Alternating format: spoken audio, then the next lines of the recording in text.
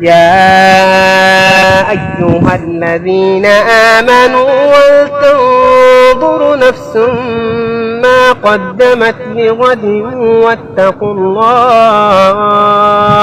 علیکم ورحمۃ اللہ وبرکاتہ. ټول ملګرو ته سلامونه نیک اهل احترامات. تاسو روز تاسو همدرد امیر جاوید یم. ګرانو ملګرو امید لرم ټول به روغ جوړ به خوشاله به الله آباد او خوشاله لرئ. ګرانو ملګرو یو بهترینه ویډیو دی ورکوټه غونته کلیف ته د قرآن پاک یو تلاوت کې دغه ملګری چې کوم دی پته نه چې دا به د کم ملک کسي خو دا ویډیو را لمحې لراله نو ګڼل مې دا چې ثواب په نیت په تاسو سره هم شیر کړم. تاسو به هم واورئ موږ به هم ثواب وشي او تاسو به هم وشي او ډېره ښکلې بهترینه ویډیو ده. اصل کې ملګرو یو دغه پکې دا دی که نه چې نن سبا خلک چې کوم دی نو ټیک ټاک له څومره ټایم ورکوي، ټیک ټاک ګانې بجانې فلمونه له څومره ټایم خلک ورکوي، نن سبا قرآن له څوک ټایم نه ورکوي که نه.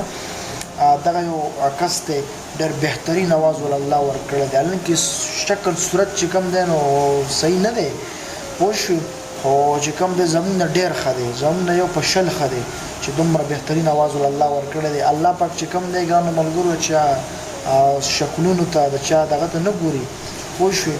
نو ما وایي چې د خپلو ملګرو سره دا یو ورکوټه غونته شارټ ویډیو یا کلیف دی چې دا مو سره شریکه کړم، دې به یې واوري، زموږ به هم ثواب وشي، ستاسو به هم ثواب وشي. نو ګرانو ملګرو تقریبا 46 سکند دغه تلاوت دی، نو د ثواب په نیت یې واورئ او د خپلو ملګرو سره د ثواب په نیت شیر هم کوئ، ځکه چې دا صدقه جاریه ده، د الله قرآن دی نور ته لیږلی دی که نه، نو ستاسو به هم ثواب وشي، زما به هم ثواب وشي. او لایک کوئ ویډیو چې کوم دی نو خپل کمنټ رای راکوئ چې آیا څنګه تلاوت کوي، آواز یې ښایسته دی نه دی. بهر کې معلومه ده چې ظاهره خبره ده چې ښایسته آواز بهترین آواز الله ورکړی دی.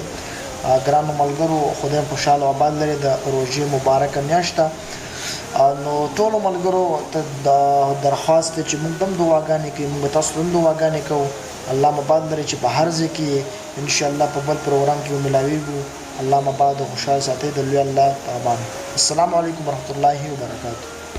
يا أيها الذين آمنوا ولتنظر نفس ما قدمت لغد واتقوا الله إن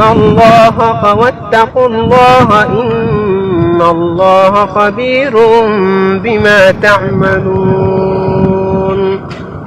ولا تكونوا كالذين نسوا الله فأنساهم أنفسهم أولئك هم الفاسقون.